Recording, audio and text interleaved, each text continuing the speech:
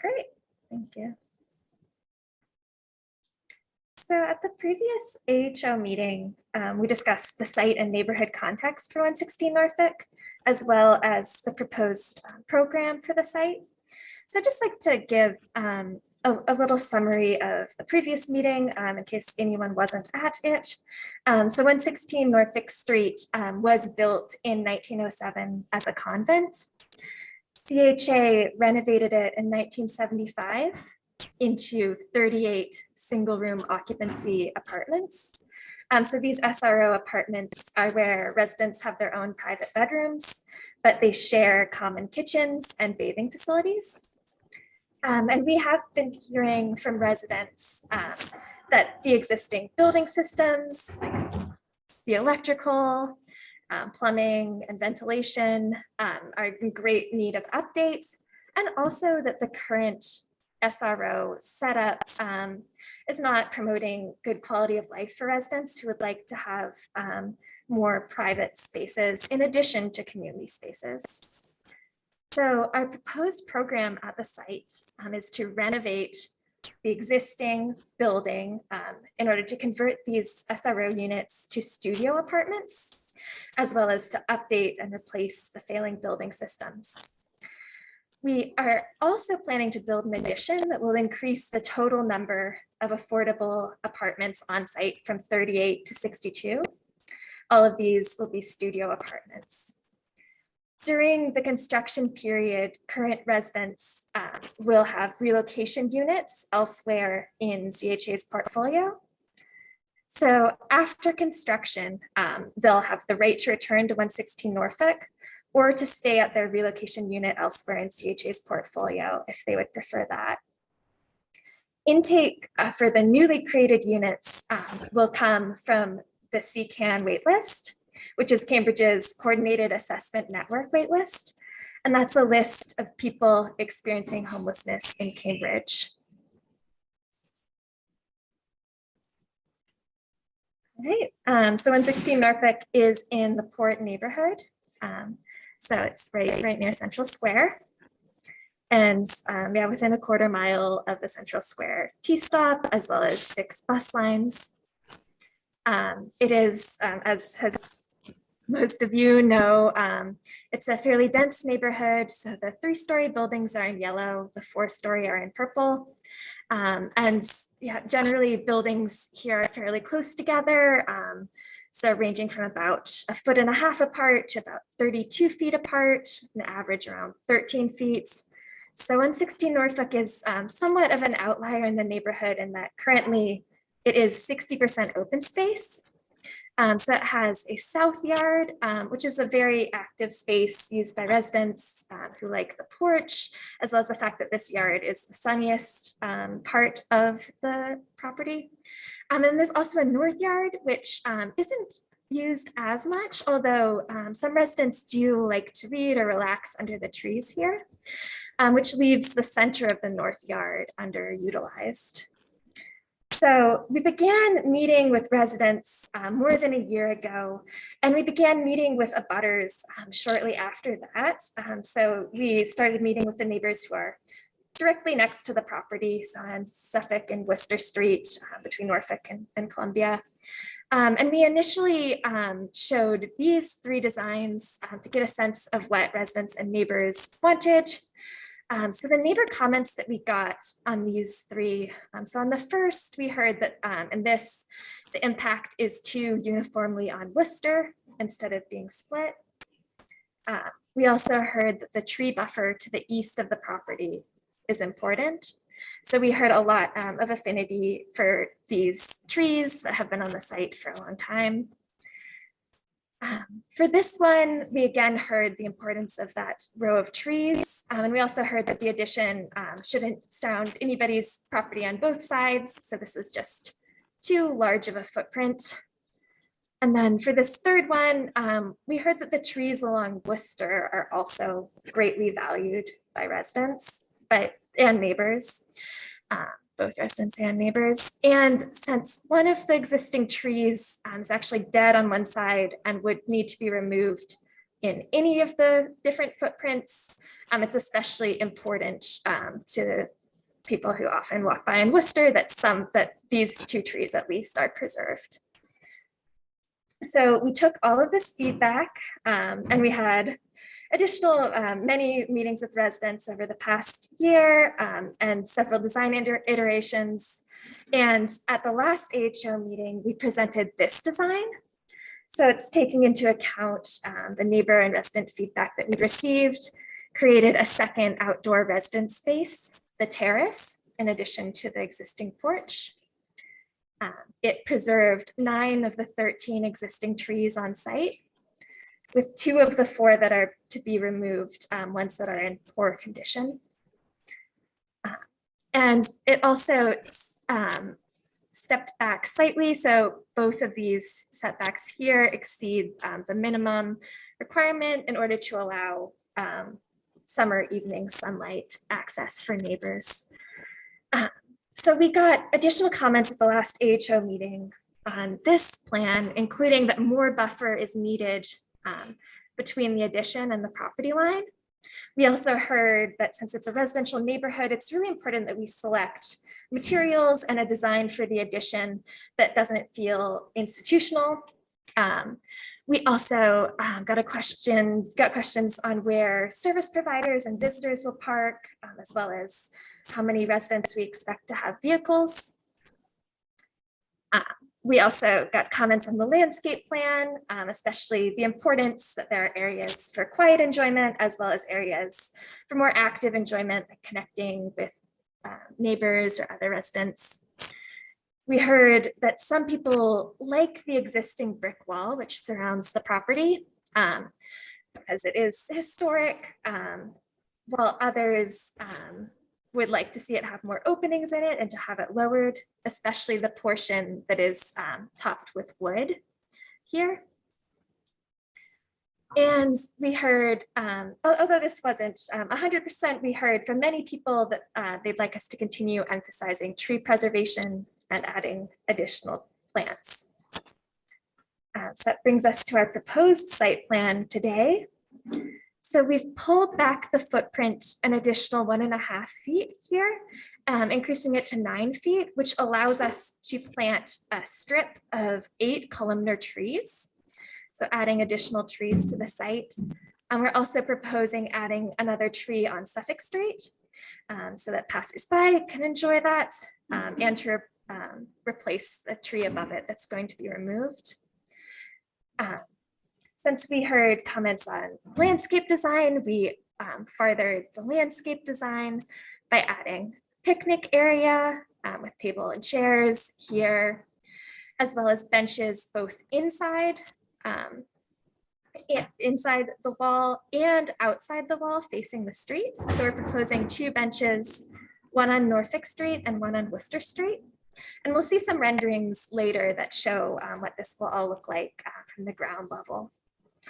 But overall, in our approach to the landscape plan, we expect the South Yard to continue to be the most active space for residents. And so our programming it with picnic areas and benches. And then the North Yard, we expect to be more of a quiet, peaceful enjoyment area.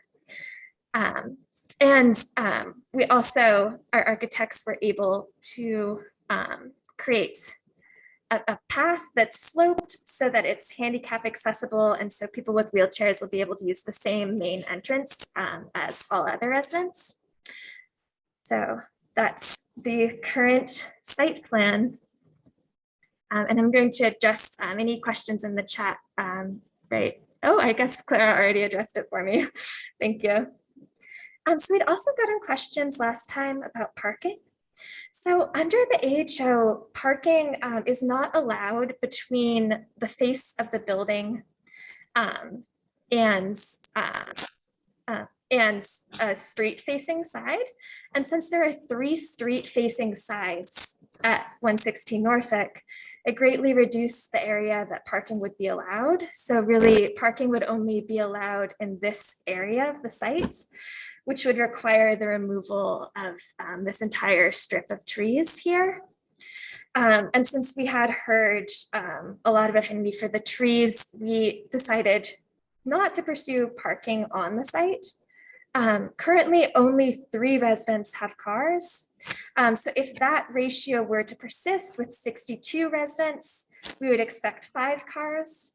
In actuality, it may be even less than that because new residents will be from the CCAN list of people experiencing chronic homelessness, and that population is even less likely to have vehicles. We just in the immediate block right around, so Norfolk between Harvard and Washington, and then Suffolk and Worcester between Norfolk and Columbia, on weekdays tends to have between 4 and 11 open spots. So if we had about 4 or 5 cars, those could be accommodated just right in the immediate area. We also, since it is only 0.2 miles from the Central Square Red Line and 6 bus routes, we would be offering residents a choice between a 6-month Blue Bike subscription or 50% off an MBTA pass. Many of the residents already would qualify for a 50% off MBTA pass, so seniors and people with disabilities, and for residents who do qualify for the 50% off, that they would then receive a fully free pass since we would be paying 50% and 50% would be discounted by MBTA.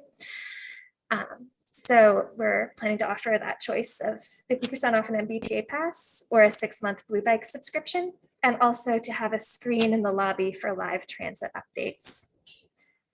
So currently all of these spaces here are 2-hour parking. Well, actually this is a loading zone that we're proposing to move the loading zone down here in order to make it closer to the new main entrance of the building. We're also proposing to add a handicap parking spot here. So that wouldn't be exclusive to 116 Norfolk. That would just be a handicap parking spot that could be used by anyone with a placard. And as for where service providers and CHA staff would park, CHA does have 8 developments within a quarter mile, which is a total of 286 spots in CHA parking. And there are also municipal parking lots within that area. So I'm going to pass it over to Pete Rest of HMFH to walk through a few visuals of how we're currently envisioning this facade and the addition. Thank you. Thanks, Maura. Yes, I'm going to talk about some, I'm going to go over some of the perspective views that we've created for this project in which you can see the addition and how it relates to the existing building. So here's an aerial view with Norfolk Street running along the left-hand side there and Suffolk Street running along the right-hand side. You can see the existing building sort of to the left, and then the addition, which is the blue building to the right. And the 2 parts are connected by a connector piece in the center there, and that's where the new main entrance is going to be. As you can see in this view, as Maura said, we are keeping most of the trees and the bulk of the south yard, which is right down at the bottom of the page there. Next.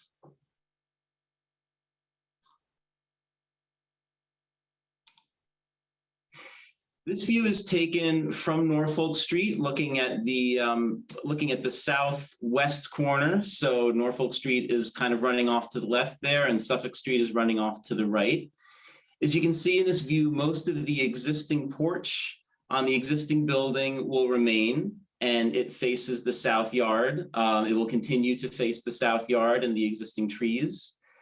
We are including on the facade of the addition a spot for a piece of public art, hopefully a mural or a mosaic, and it will be directly adjacent to the main entrance. So as you're walking through that path through the south yard, going to the main entrance, you'll you will be right next to that mural and you'll be able to have a very good view of that. But, you know, it will be big enough so that it will also be visible from the sidewalk to an extent. So we think that this will help to enliven the facade of the addition. You can also see in this view some of the changes that we plan to make to the brick site wall, as Maura had discussed. On the right-hand side, you can see along Norfolk Street, we will be removing the wood picket fence that currently sits on top of the brick wall, which will allow for more views from the sidewalk into the site. Along Norfolk Street, we will be building a bench within the wall, within an existing opening of the wall right there. And right next to it, we'll be creating a new opening in the wall, which will serve as the main entrance to the site. So the path to the front door of the building will start here at this new opening in the wall and will continue up to the new front door. Next. This is a view taken from Suffolk Street, looking at the addition. There are a few other landscape elements that you can see very well in this view. The first one is that we will be planting a new tree at the south end of the addition right there to help compensate for one of the trees that we will be removing from the site. In addition, as Maura had mentioned before, we will be also planting a row of slender columnar-shaped trees along the property line, which will help screen the new addition from the adjacent buildings. And also, oh, sorry. Also, you can see here we will be providing a new wood fence along that property line. Next. This is a view taken from Worcester Street, looking towards the addition. And you can see over there on the right-hand side, the existing building. You can see very well in this view that we will be keeping most of the trees, and they will provide a buffer between the street and the new addition. You can also see here that we will be providing some new openings in this existing brick wall along this facade, including an opening with a new bench in it, which is on the right-hand side, or sort of at the end of that wall right there.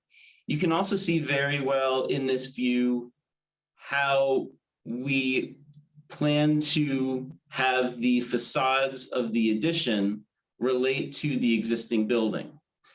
So there are a few elements in the addition that specifically reflect what's going on in the existing building, including a cornice, which wraps around the top of the building, which is similar to the cornice on the existing building. We have large windows at each floor, but the windows change in size from floor to floor, which is similar to the existing building. The trim around the windows also changes from floor to floor, which is similar to the existing building. And it's a little bit difficult to see here, but we are planning to include mullions within the windows to break them up a little bit, which is also similar to what's going on in the existing building. And it's also difficult to see in this view, but the base of the addition will be brick. And we can talk about that in a little bit when we look at the materials, but the bottom 4 feet basically of each facade of the addition will be brick. From most angles, that will be hidden from view by the existing site wall around the property. Next. And so here we have some examples of the materials we'd like to use. On the upper left, you can see the existing building. The existing building is obviously brick. And most of the trim on the existing building is carved limestone. The addition will be clad with fiber cement clapboards or fiber cement shingles, depending on which part of the addition you're looking at. But we plan to paint all of them the same color. And right now we are looking at a blue color. The exact shade has yet to be determined, but that's the direction we're going in. On the lower left, you can see an example of the brick that we hope to use at the base of the addition, a gray brick or a similar color.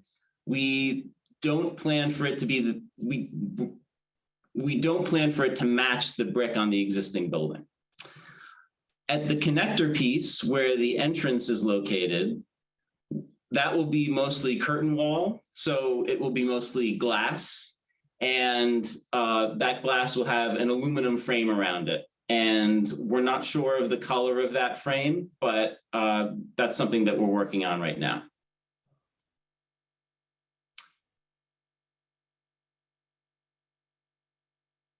Thank you, Pete. So Thank you. just going to talk a bit more about program, because that's another thing that we've heard both from residents and from neighbors, was a real desire to see more social services offered at the site. So first off, the site for the new units, intake will occur from Cambridge's list of people experiencing homelessness. Homelessness in Cambridge is on the rise. So this Boston Globe article to the right interviewed various outreach workers and people who work at homeless shelters who are seeing the numbers of people experiencing homelessness in Cambridge increase. Even 2 years ago was over 500 people per night in Cambridge. And the life expectancy of a person experiencing homelessness is just 48 years old. So there is an immense human cost here. So the model that we'll be using at 116 Norfolk is a permanent supportive housing model. So that partners housing with social services.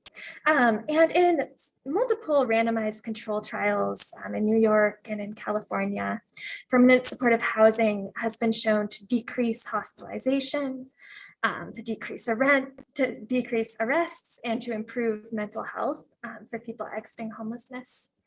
And it is a model that has been tried all over the country. So here is an example in Seattle of permanent supportive housing of 80 apartments.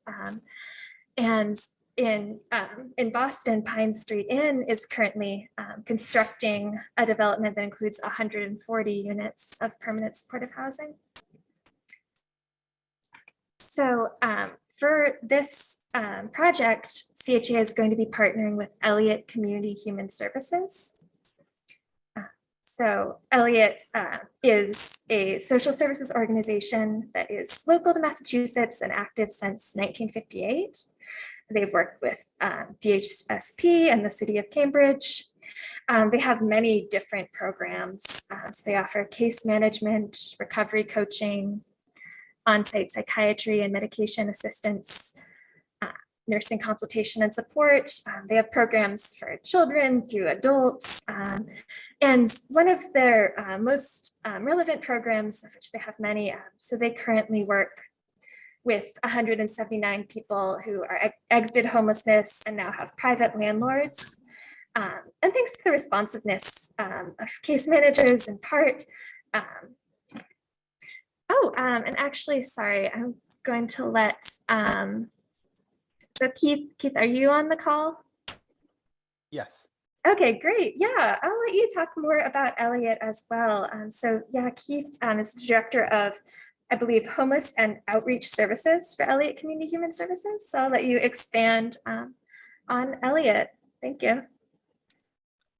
Sure. Good evening, everybody. My name is Keith Wales. I oversee homeless and outreach services for Elliott Community Human Services.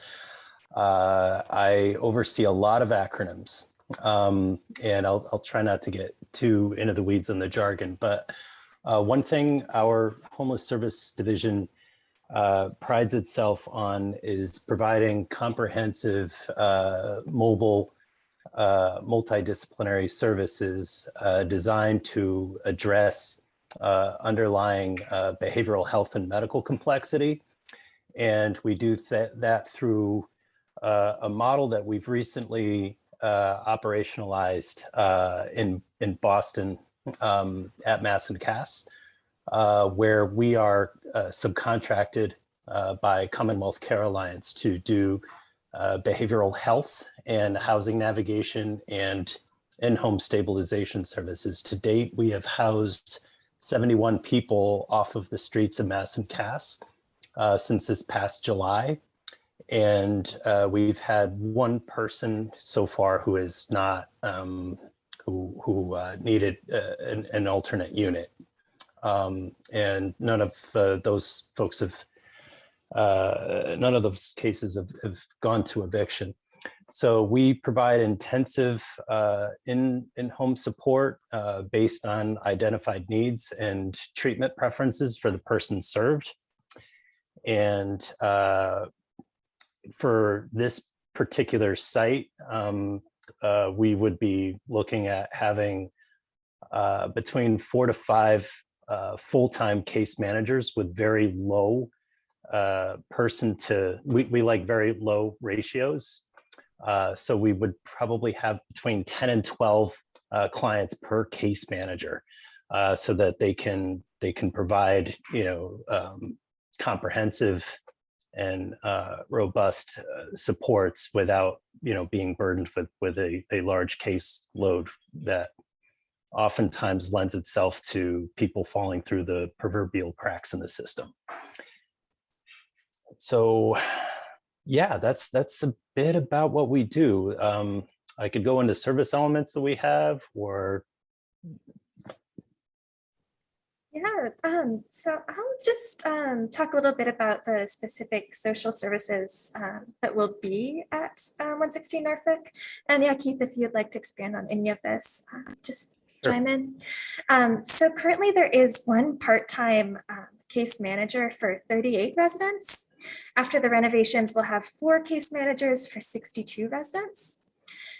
So each case manager will be at 116 Norfolk 40 hours per week in person.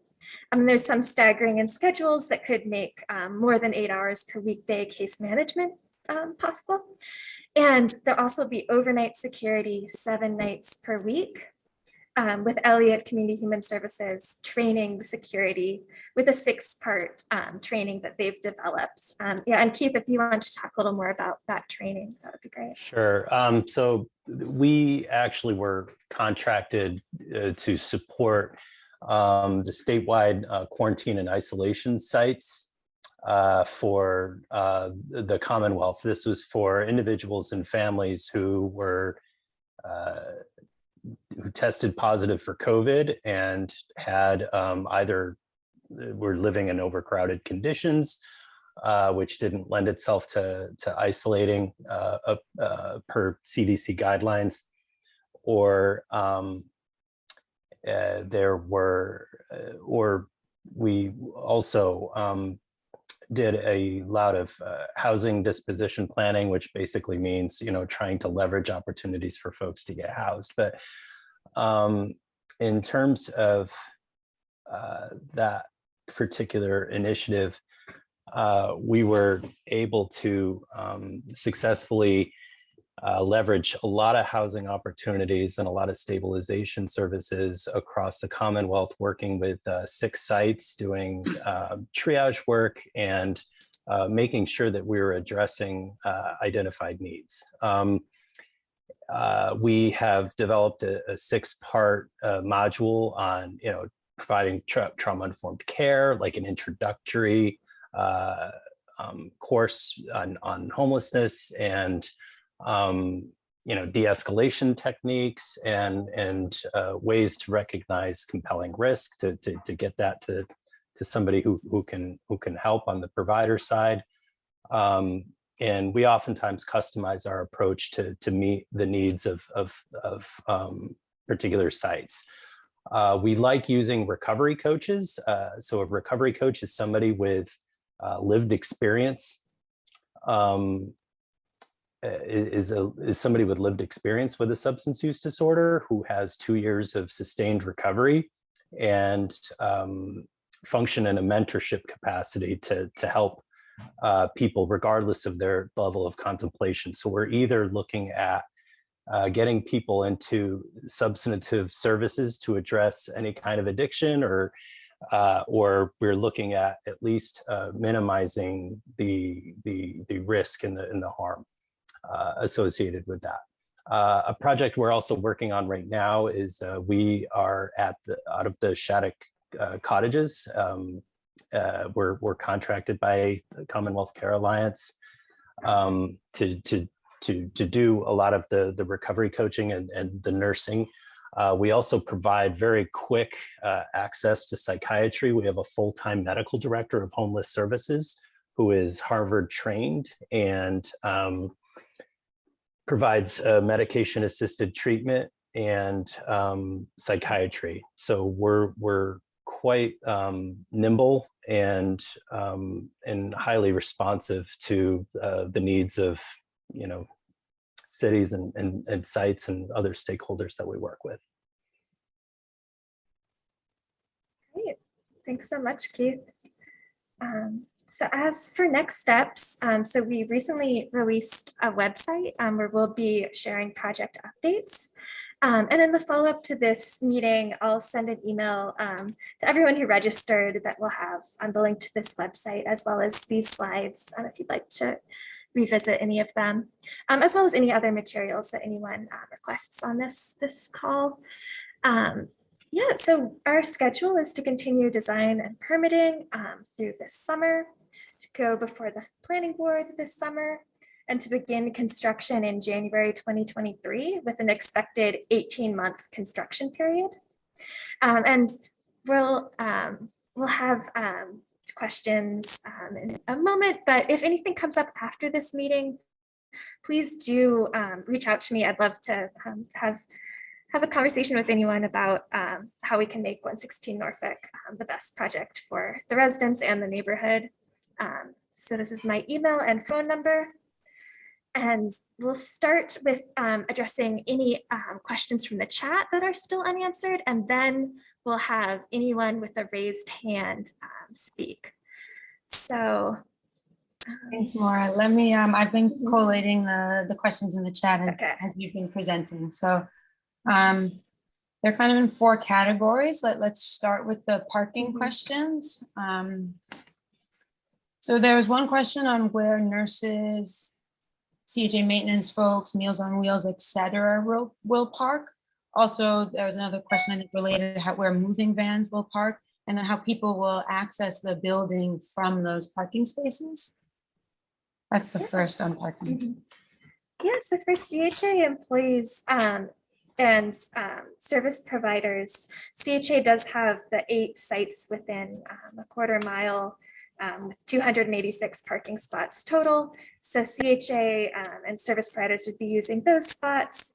For the van, so for a moving van, it would use the loading area, so the loading area is currently here, and we're proposing to relocate it down here, which wouldn't constitute the loss of any parking spots. It's just a relocation of the loading area, and that would allow easier access to the front of the building for moving. But yeah, the moving vans would pull up the loading area. Sorry, Claire, what was the final part? It's just that now the main entrance is going to actually be accessed off of Norfolk. So right next to that loading van, it's one of the benefits of this renovation is that we have no more ramp, and it's instead what we're kind of calling a meandering path. It's a very slight slope that doesn't even require a handrail because it's so slight. So that will lead straight from the loading, the loading space into the building. Yeah. The next question about parking is concerns about the 5 parking spaces, not that our estimate of 5 spaces not being realistic, and also that having no parking on site isn't enough. And so there was a question about if it's possible for us to add, go taller so that we can actually add parking below, either at grade or below grade. Mhm. Yeah, so we looked at the possibility of below grade parking. So due to the configuration of the site, we would only be able to get about 2 parking spaces in below grade, which we didn't see as worth the loss of open space and the loss and the expense that it would require to have 2 below ground parking spaces. Because we would also need to pave, any maneuvering space to get into those spaces. And yeah, as for building taller, so currently we are only going up as high as where the current 3-story portion of the site goes to, which is 45 feet. So if we were to exceed that height, it would no longer be it would no longer be allowed under the affordable housing overlay. And it also would be, although there are other 4-story buildings in the neighborhood, and this portion is 3 stories currently, we had concerns about building too tall and how that might affect neighbors. Thanks, Maura. The next question is about soundproofing. Maybe Peter, Rosemary, can you talk about soundproofing both from the exterior, but also between units and the improvements there that will happen during construction? Sure. All of the walls between units within the building will have a certain level of soundproofing. The existing building is going to be a gut rehabilitation. So all of the interior partitions in that building will be removed and replaced with new partitions.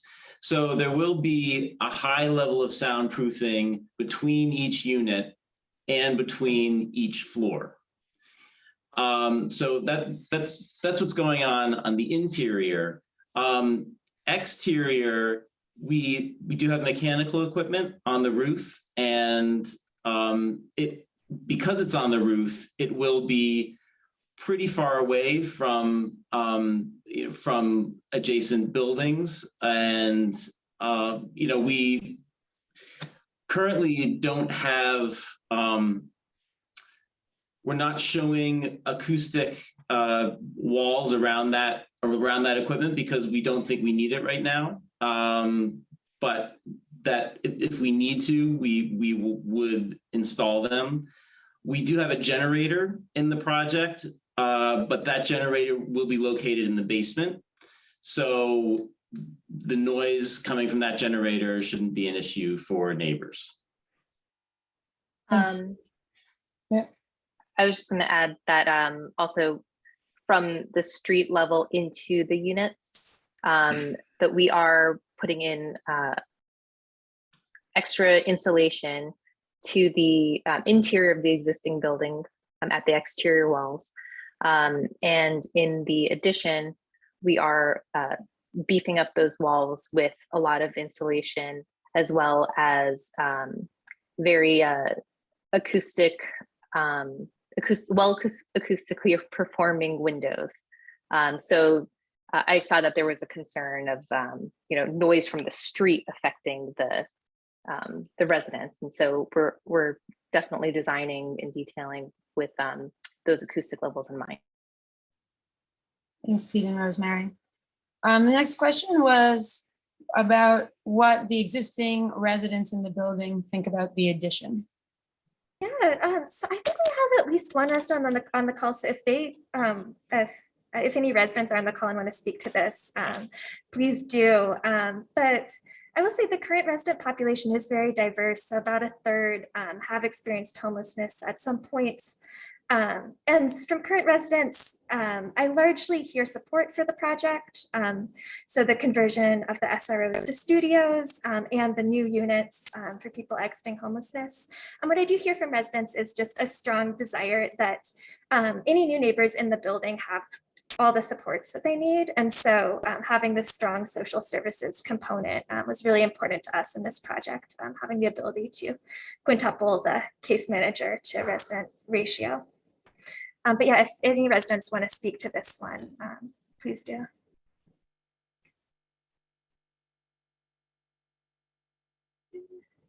Okay. The next, I think, are some questions for Keith. Oh, yeah. Go ahead, Jeff.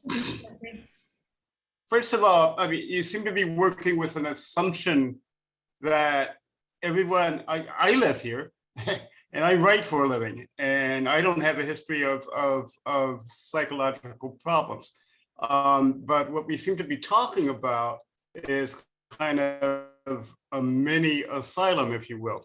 I'd really like to talk more about the metrics and what's going to differ here than other CHA sites where seniors live and there are percentages of seniors and a percentage of disabled. Some of those disabled suffer psychological issues. What I'm hearing tonight, and I've heard a little bit about before, is all these services that may be provided, and there's a significant number of residents that don't really need or seek those types of services. How are you going to work that out? Yeah. So in answer to the question, and after I answer that part, you can continue if definitely if you'd like. But in terms of services, so current residents, nobody's required to meet with a case manager. They can help on a variety of things. So even just like finding a volunteer opportunity in the neighborhood. Yeah, residents can feel free to check in with them on anything. It doesn't have to be a major psychological issue, but if a resident doesn't want to talk to a case manager at all, they are not required to. But some of them really need to, and that's not happening now. That's what I'm talking about. I'm talking about the urgency versus the need versus the urgency versus the unneed. Am I clear? Yeah, and about, so for the Cambridge's list of people experiencing chronic homelessness, about 2/3 have some form of mental illness, which is higher than, so the general American population, it's 20% of adults.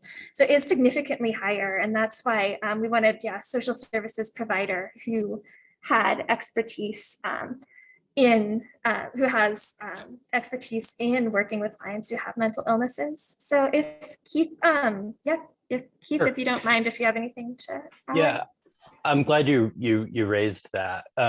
So we look at support service provision as, kind of like a salad bar or a buffet. I mean, we have, decisions about whether to engage or not engage in services is solely up to the person served. And we tend to take a very collaborative approach in working on shared goals that are meaningful to the person, as opposed to us trying to impose what we think is best for the person served. So and then services are obviously customized to meet the needs of the person. So it's definitely not a wide brush, and we would expect everybody to, we understand and acknowledge that there are varying levels of needs and a lot of diversity. There are some folks that we serve in the community and at sites like this that we visit with a few times a day, and there's others that we might just do a once a week check-in on. So it's really depends on what is we let the person drive what's best for them. Can we open this up to metrics, which I think some of my neighbors are concerned about, and I personally am from a social perspective, whether I doubt I'll be here or not. The metrics, what's going to be the metrics? There is a certain system in the CHA for the number of disabled and the number of people that just don't have a whole bunch of cash. Is that going to apply at 116 Norfolk, or is this going to be something totally unique? So the program at 116 Norfolk will be unique. So we are going to be following this permanent supportive housing model, which is not unique to the housing world, but is the first permanent supportive housing project of this kind for the CHA. So I think you're referring to the like 13% elderly disabled, disabled, the rest elderly. Those metrics won't apply to 116 Norfolk after Okay, construction. so there is a difference, and I think that that's been the big question and the big point of confusion here. I think you just made that very clear. And then the other major difference here is this service provision. As you may know, Jeffrey, from our, just familiarity with our properties, is that our other sites, our other elderly disabled sites have maybe one full-time case manager for a building of 200 people or a building of 300 people, right? Whereas here, as Keith has said, we're going to have 4+ full-time case managers in addition to the CHA staff on site. So it will be a significant increase, a 5-fold plus increase in services on site, which we think which is intentional because of this change in program. So with that, I think that's a good segue to the last couple of questions we got in the chat, which Keith, I think are also for you. And can you just describe a little bit more about the staffing coverage model? So the question was, can you give an idea of what days the Elliott staff will be on site? How do you kind of determine what are the best hours to be on site? Is it simply 9 a.m. till 7 p.m.? How many days a week? And talk a little bit more about the interface with the security team. Sure. We generally stagger our schedules according to what works best for a site.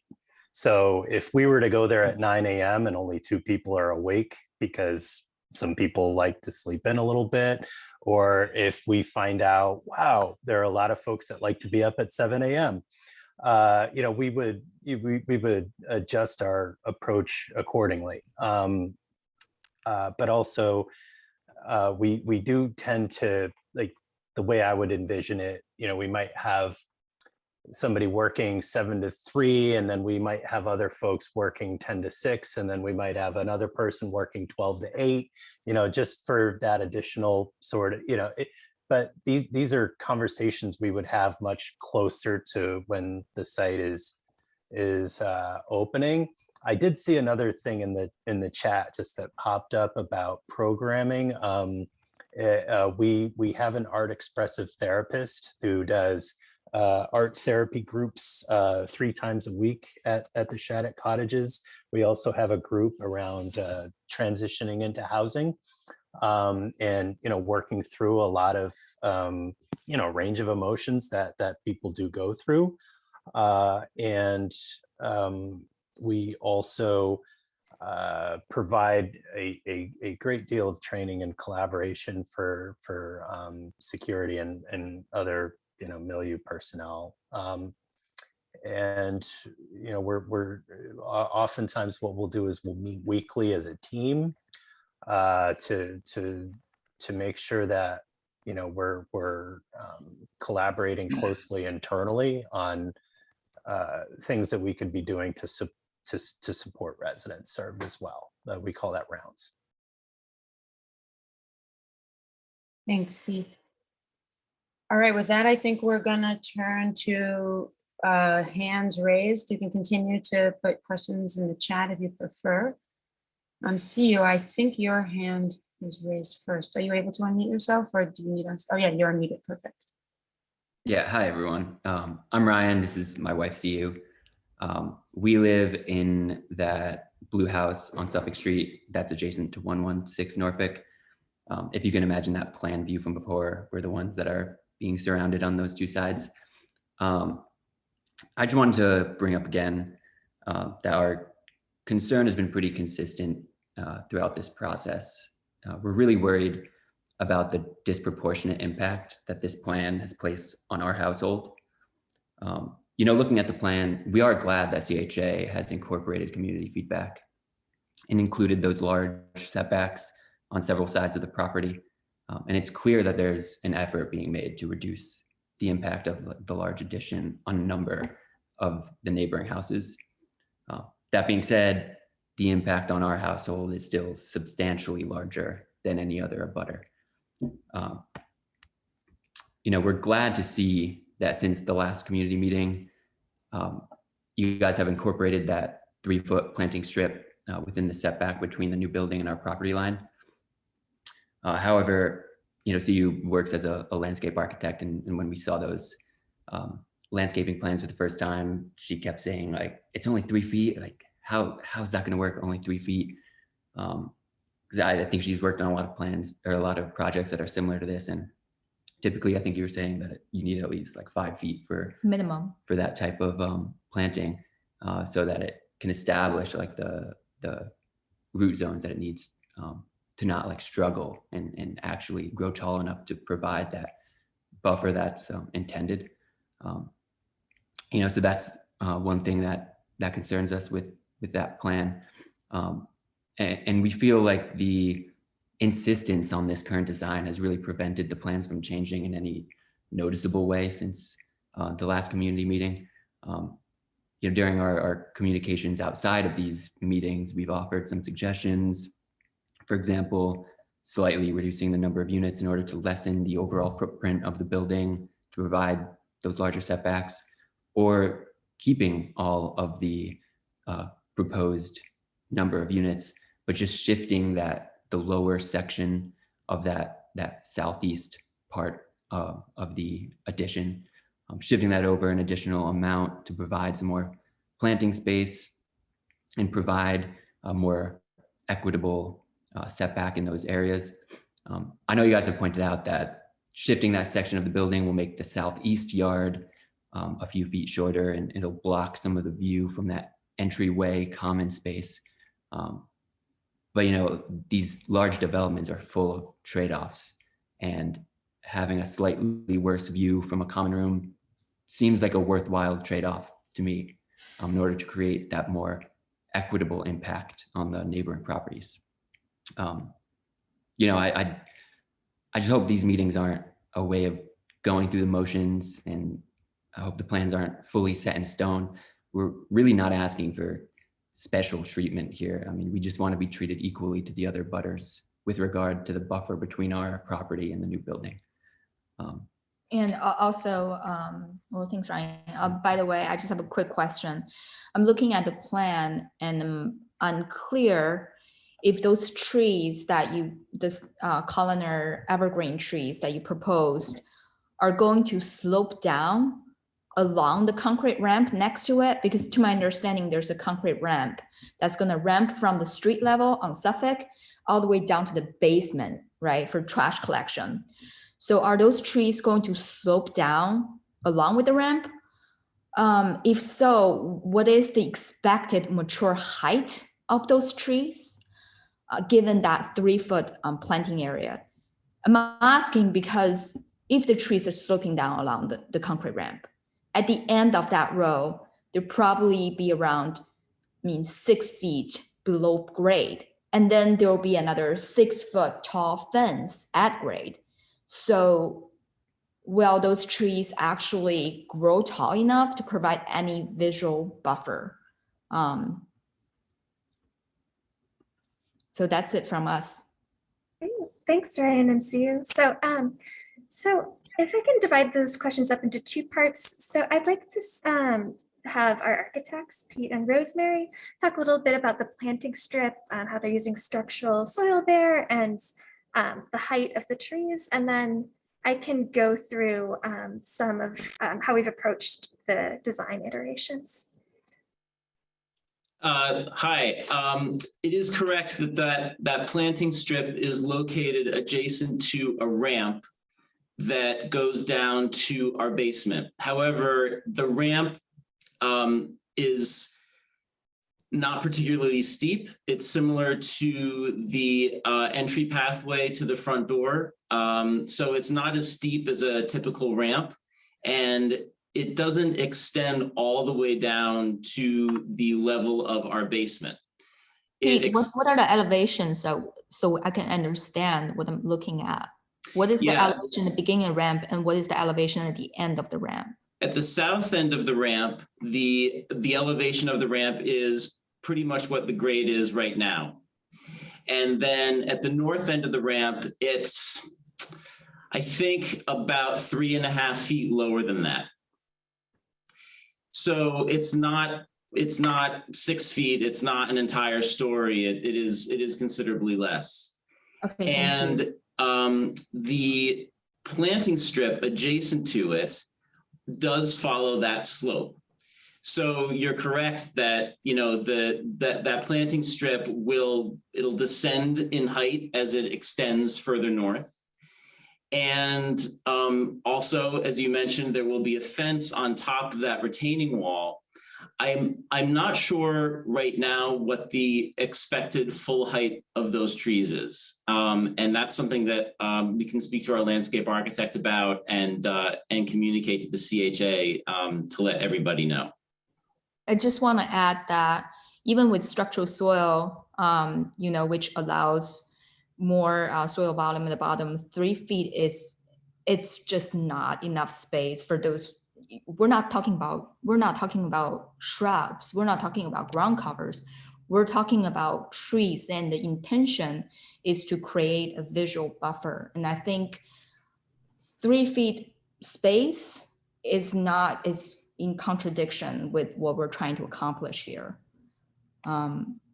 And that's our point here. We don't want things to look great on plan, and in real life, it's you know, it's just a waste of money and energy.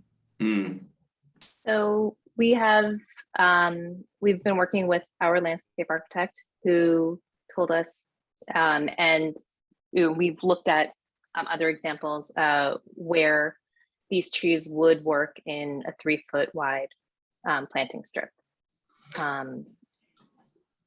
So we are going off of a landscape architect's expertise as well. We'll share this information with you, CU, as well as the elevations and the height. We can certainly follow up with you and Ryan about that. Sounds good. And if in the event those trees do fail after installation for, I'll be quick, I'm sorry, for the first year, second year, third year, are there plans in place to replace them? Are we just going to look at that, you know, trunks for the rest of our lives here? No, we systematically replace the dying trees in our portfolio. So when we get more extended warranties on both of the systems in the building and materials in the buildings, but also the landscaping elements, it's typically 2 years. The norm is generally 1 year on a project of the size. We go for 2 years for that extra protection. And then yes, if a tree fails after that, we will replace it. Thank you. Thanks, Ryan and Sue. And I wanted to address the first part of Ryan's comment too. So when you're talking about how design feedback is taken into account in these meetings, so we have significantly changed the design since the first visuals that we showed neighbors to take into account neighborhood feedback. And most recently, introducing the planting strip, pushing back the setback. So currently the distance between your house right here and the addition would be a little over 33 feet. So we did, I know that you have requested that we move the addition into the south yard. However, it is the most used resident space. And we went with this project, we know that we're above the required percentage for open space, but we don't just want a certain percentage of open space. We want open space that can be used and enjoyed by residents.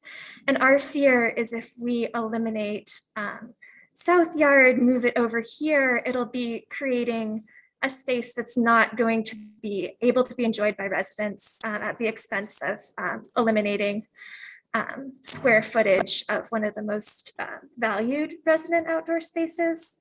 So we are trying to balance those concerns. Yeah, thanks. Understandable. I just want to add one last thing. We're just talking about a couple of feet here. That's all.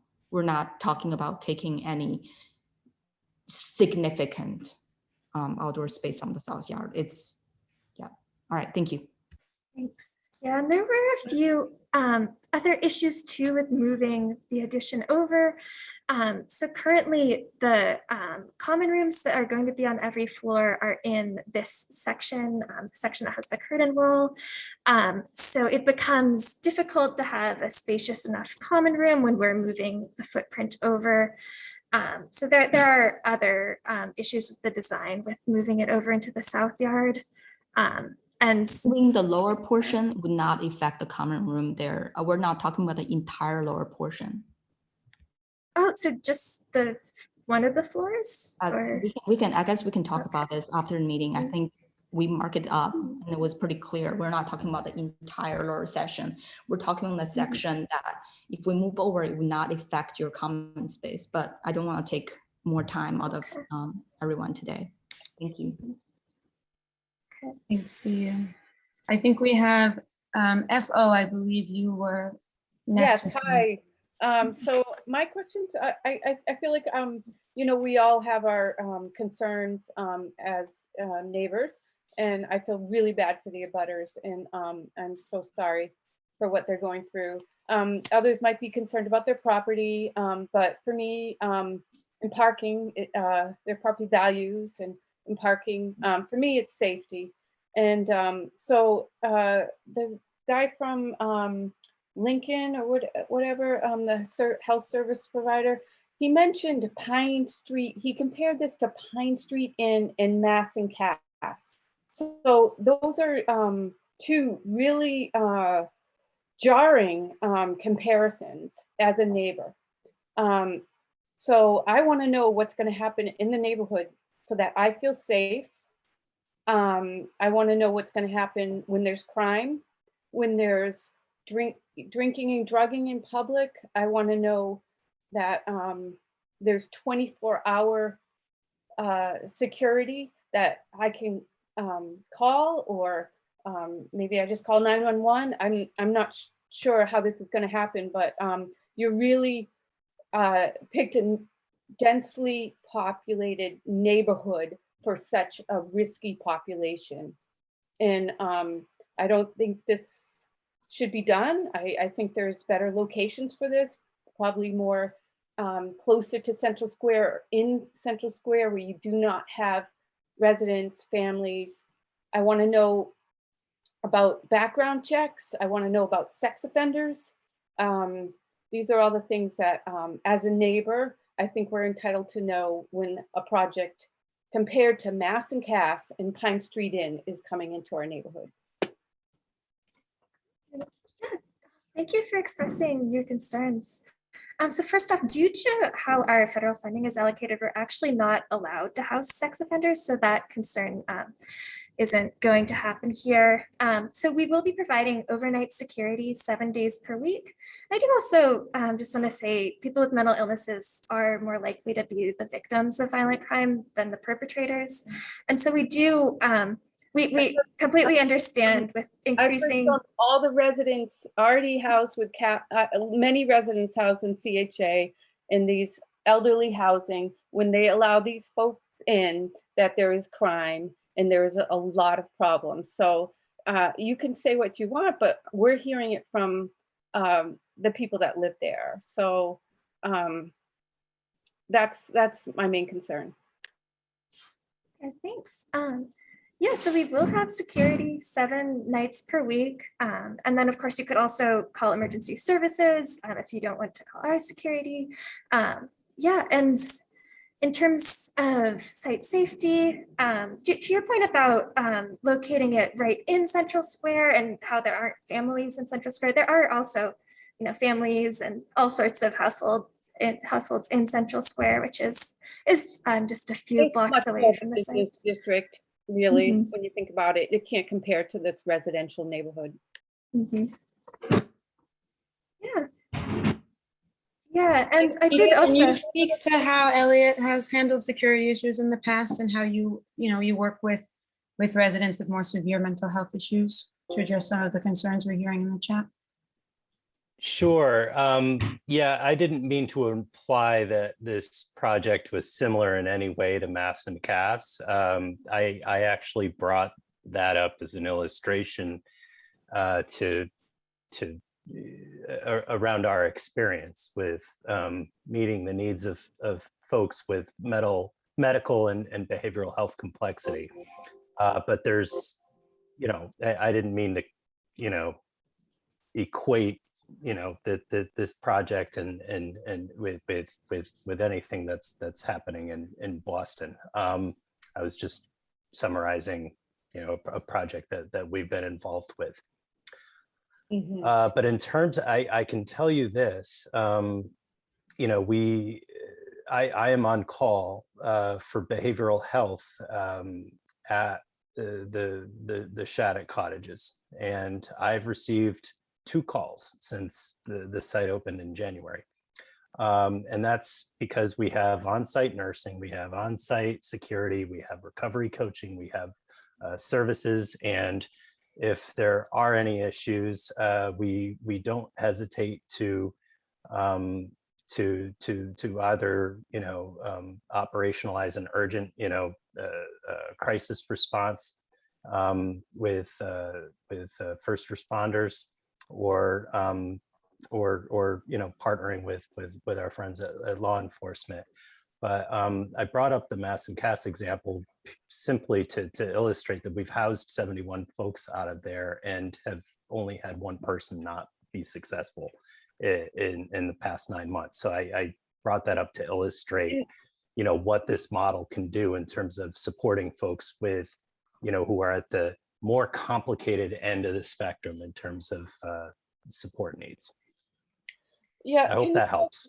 Talk about where these folks are coming from. Are they coming from Boston or surrounding areas, or are they Cambridge? No, they'll come from Cambridge. Yeah, sorry. They're coming. That's not my. Okay. So how do you come from Cambridge when you're homeless? Like, what does that mean? Do they live, how do you determine that? That we're not just getting people from Mass and Cass coming over to Cambridge and then they get housed. Yeah. So at your multidisciplinary, at your multi-service center on Green Street. Apartment in the neighborhood. Yeah. At your center on Green Street, your multi-service center that serves the homeless, where we have staff embedded into there. There are teams of folks that go out and do outreach, and they complete an assessment for what's called coordinated entry, and then they have to have a myriad of things that they need. There needs to be a certain amount of time they're homeless and meet certain criteria in order to be matched with a housing subsidy. We're 2 years out before this thing goes live, so there's a lot of time to figure those pieces out. Okay, that's good to know. And also about the plan of 62. And so does that mean that these are single room occupancy? So 62, are they allowed to take in roommates? Are they allowed to take in partners, or how many people could end up living there? Because if there's not a rule on this, we could have 300 people living there. These are all questions as neighbors that we sort of, I will speak about. I'm not going to be this politically correct, Cambridge song and dance. We're going to plant a garden in the neighborhood and all be happy together. There's going to be problems in our neighborhood. And so I really want to learn what and have a process in place for how these things are going to happen. So the 62 apartments will be studio apartments for single adults. And so they're not going to be able to take in another homeless person or a roommate or rent out, their couch or whatever? Are these things that are going to be put in place? Are these terms that will be put in place? Yes. Yeah, so we don't allow subleasing or roommate situations. And when we have couples, we would tend to put couples in a larger unit than the studios. So a 1-bedroom. So it's guaranteed that it would just be 62 people, right? Yes. yes. Yeah, okay. So that's not what you said last time. Last time, I believe you said, no, they can take in roommates, which was a little disturbing. So maybe we can make sure that that's in writing and in the proposal, so that we can all feel that we're not having 300 people move into the neighborhood. We're having 62. Yeah, these are 62 apartments, 350 square foot apartments. They're a significant improvement over what's there now. Right now, you mentioned the single room occupancy. So right now, that's the style of housing there is now, which means that residents have a bedroom and a toilet and a sink, but to bathe or to cook, they need to go and use a common facilities on the floor. So we're getting Yes. rid of that model and we're going to 62 Forward. studios. I'm So, talking about moving forward, where they're going to be able to take in people, which. yeah, so there was going to be an increase of 25 new people on the property from what there is today. We're going from, and it may even be, we're going from 38 to 62. So I may have even done my math wrong, just there, maybe That's 24 individuals. These are things that need to be spelled out, so we feel Mhm. better as neighbors. And I'm So sorry thank you for asking the question so we can spell it out. Yeah, and I'm really sorry for neighbors who don't feel the way I do, but and my safety comes is what I'm talking about. And if you've ever been to Mass and Cass, you might see what I'm talking about. It's going to be a big impact on our neighborhood. So let's deal with reality, not kumbaya, okay? Yeah, Daniel, and- your hand has been raised for a while. Yeah, I'll just be brief. I'm actually wanted just to thank you for all the care and attention and thought you have into this plan. I really am impressed. I have 3 small kids. I live 79 Norfolk, just a block and a half down the street, and I'm just really excited to be able to tell my kids that Cambridge is really going all out to support the people who really who need it the most. So I just want to lend my support, and thank you so much. Thank you, Daniel.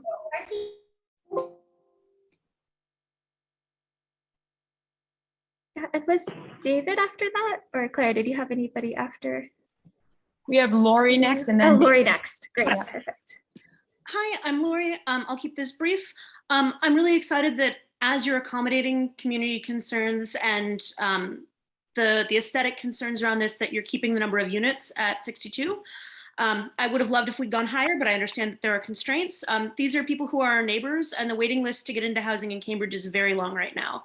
And so everything we can do to be better neighbors, especially to those who are struggling, but also for the elderly and other folks. This is, I think some folks are treating this, again, as somebody said in the chat, like a mini asylum, and I don't think that's accurate both for the residents there now or taking into account that there are people moving into these and people who are struggling and need help. I'm not saying we should ignore security concerns, but I think the community has put a lot of effort into making sure that there is security and support for the residents, and I think that's important. I think obviously, no matter where you live in Cambridge, if there's a safety issue, you need to have it dealt with, but that isn't to say that a group of people is inherently unsafe. That's all I wanted to say. Thank you. Thanks, Lori. And I see David and then Lee. Okay, this David? I assume so. Yeah, yeah, you had your hand up, right? Can you hear me? Am Yeah, I on? Yes, so thank you so much for your presentation. It's very helpful to be able to see all the things and start to see some of the detailing fleshed in about how the buildings will look. And in terms of that, I think it's going well, and I hope that there is a continual effort to make the facades have the kind of detailing that will make it interesting visually, because I think that makes for a healthy community. And thank you for the presentation about from Lincoln about the program, the managers and things like that. Although my question, which I put in the chat, I felt wasn't answered. I'm not so much interested in the details of how people are dealing with things like substance abuse or things like that, or art therapy. I'm more interested in how programming can build community and break down divides. And obviously you're hearing some of that division tonight, not from me, but from others. And so I think any ways in which the residents, and this is obviously only if they're interested in it, can participate in community building event activities, both the neighborhood, from the neighborhood and also the people living at 116.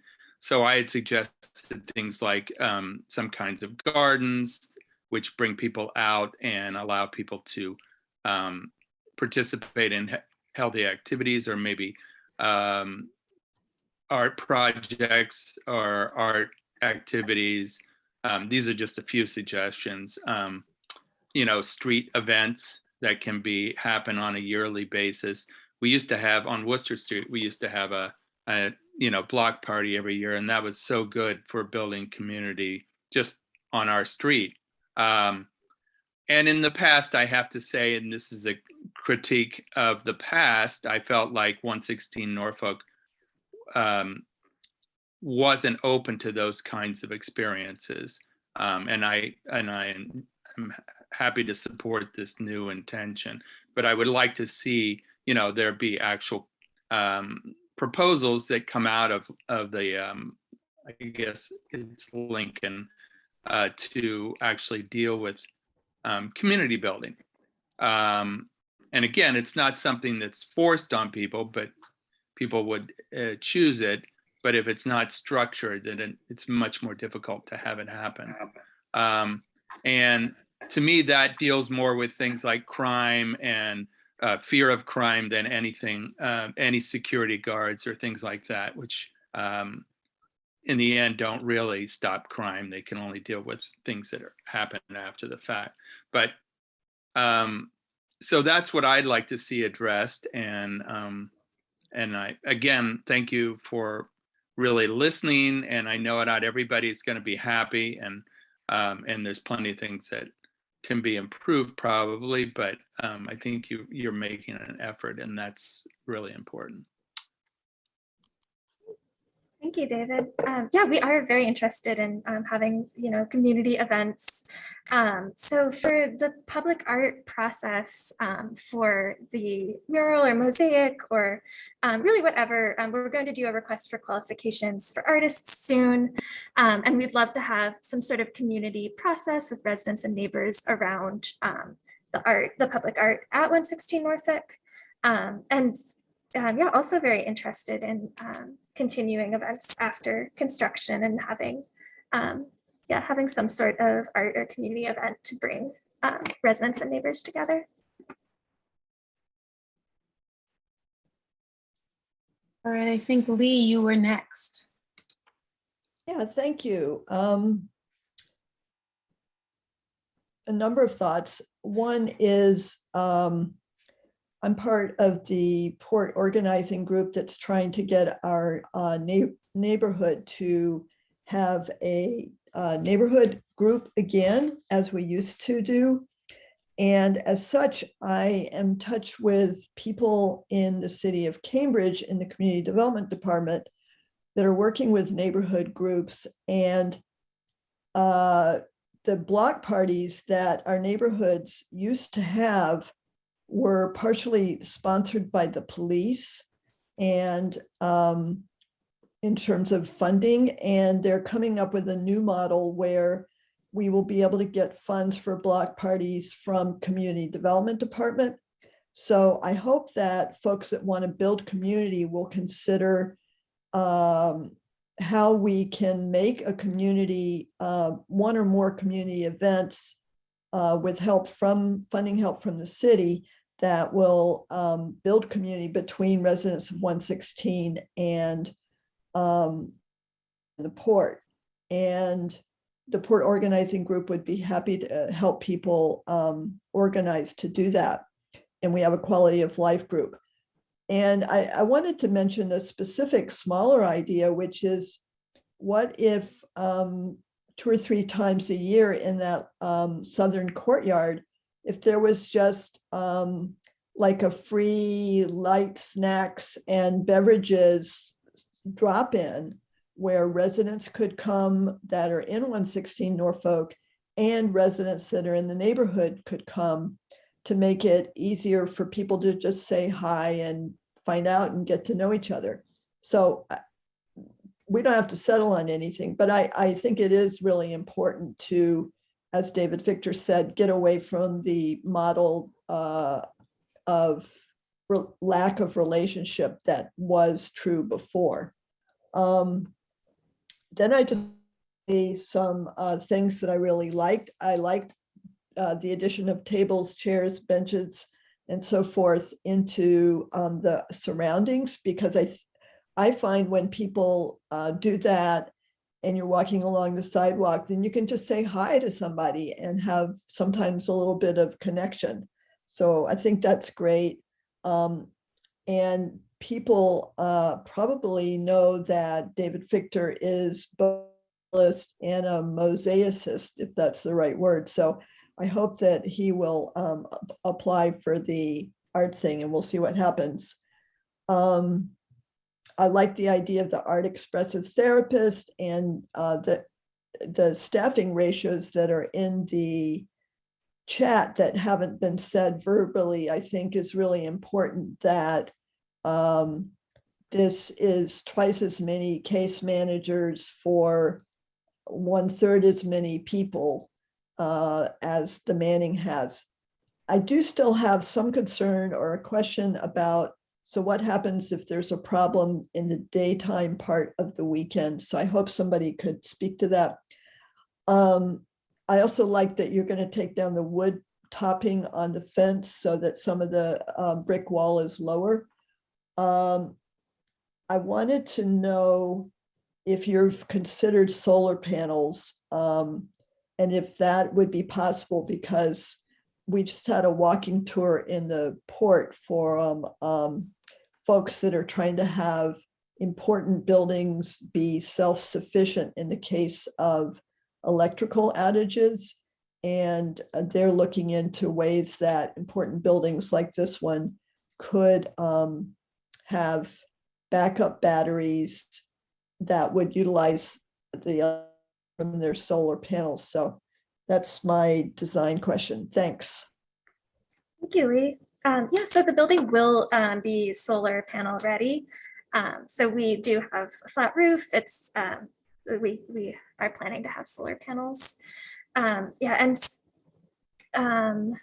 just one more point, Lee, on the environmental. It's also going to be a virtually all electric building. I say virtually because the domestic hot water at the moment is still going to be gas powered. We hope to convert it to electric in like kind of a few years to come when those systems get a bit more common around us. But it will be virtually all electric right after construction to go all electric in the future. You were saying more about solar, I think. Oh, no, I was going to say about the idea of having some sort of drop-in several times a year.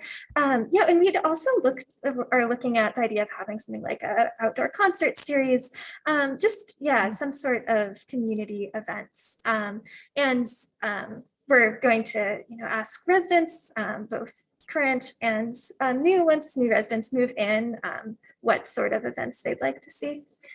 So thanks. I don't think you spoke to the weekend issues question. Oh, yeah. So actually, Keith, so if you don't mind talking about like the approach that Elliott takes and other sites, and yeah, what would happen for a daytime weekend concern?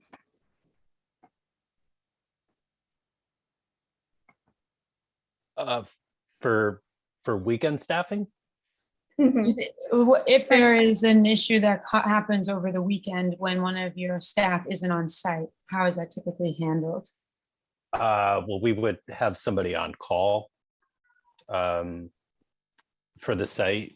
We have 24/7 on call, so somebody could call. I mean, we could certainly have a conversation around what it would look like to potentially staff it on weekends, but in general we have a 24/7 behavioral health on call. Thank you. So we have David Halpern, then James, then Bill. Hi, I just want to express my strong support for this project. We really need the housing, and I understand people's concerns about this project, but I'm excited about the supportive housing model that's going to be tried here, and help people really do extra to help people get back on their feet. And yeah, excited to see this go forward. Thank you.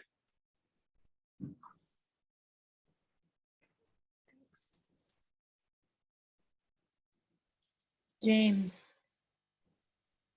Yes, thank you. I also am glad to see this this plan. I hope they'll go forward. I'm particularly glad to see that the plan seems to go beyond the usual concerns about the outer appearance of the building and the number of units and so on, to providing a much more comprehensive plan for services for the residents, especially the new residents who will be transitioning out of homelessness. And I think that those services should provide benefits to, in some ways, to the neighbors of 116 Norfolk Street, as well as the people who live at that address. CHA has a responsibility for providing housing for Cambridge residents who are unable to obtain housing without this kind of intervention. I've been to a number of these meetings. I suspect that CHA has probably never developed any housing anywhere where the neighbors have not suggested that some other location, beside the one that's now being considered at a particular meeting, would not be better for 100 reasons than the one that the CHA might then currently be working on. This service plan, which I understand is being planned for people for a population that has not been selected yet, for a building that hasn't been built. But from what we're hearing about it, it should help residents who may be having problems, and because of their previous living situation, it should help them work towards a result that would be better for everyone in Cambridge than having people not being able to find housing, having to live on the street, and having their problems spread much more than I suspect they will by living at 116 Norfolk. So please keep up your good work. Thank you. Thanks, James.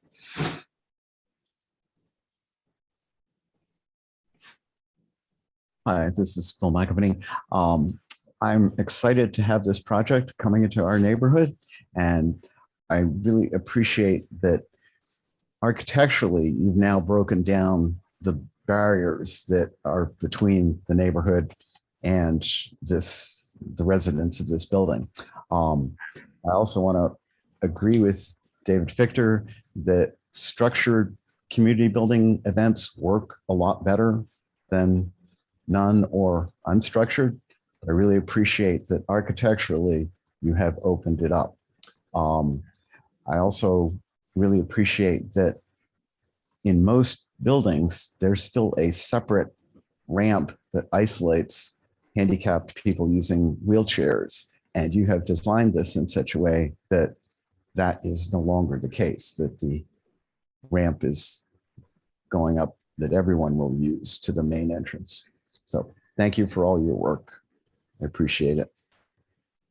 Thank you, Bill. That actually reminds me that there was one comment in the chat, it may have been from you, that we didn't address about what's happening to the existing entrance. And so we're actually going to close off the existing entrance on Norfolk Street as an entrance that will no longer be an entrance or exit from the building. But we're working very closely with Charlie Sullivan and the Cambridge Historic Commission on how to still respect the entrance. So one of the things we're talking about, for instance, is infilling the beautiful arch with glazing, and it actually will open up onto the new community room that will be in the building, so that it will be serve as a nice window from the community room out onto Norfolk. That's one of the ideas we're looking at. But that is definitely a very important architectural feature of the building, that even though it's not going to be an exit, we still want to treat it with we want to protect the beauty that it has right now on the Norfolk Street frontage. Esther, I think you're next.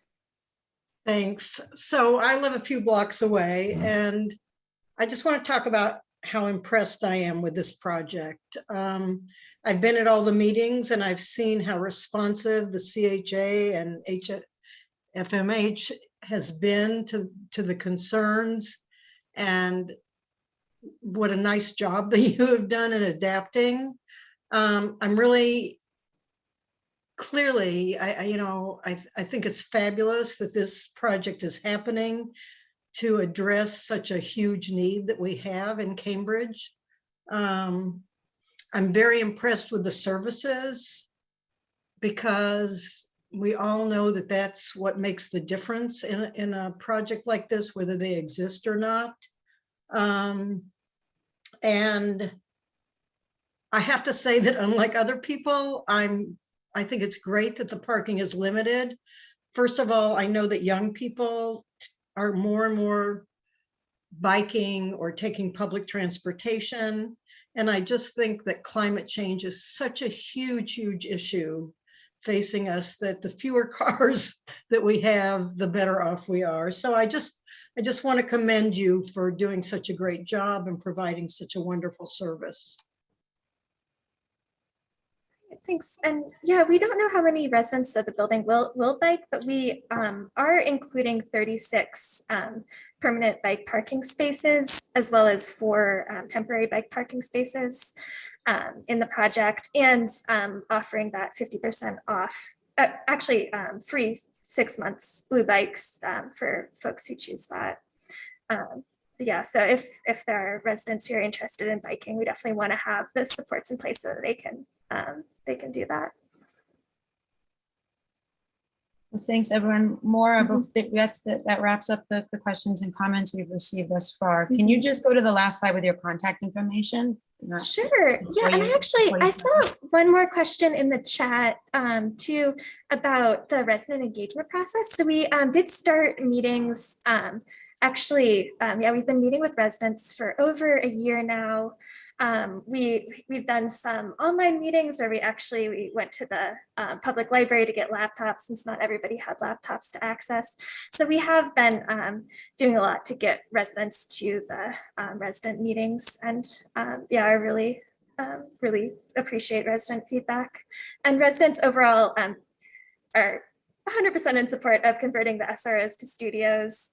And then on the addition, there are a few more differences in opinions, but a lot of residents are very supportive of having the addition as well. So thanks. And this is my contact information. I'll also, so everybody who registered for the event put in an email, so I'll just send the slides to everybody tomorrow so that you all have access to these. Thank you, everyone. Thanks for your time tonight. Yeah, thank you so much. Have a good night. Thank you. Thanks, everyone. Sorry about that.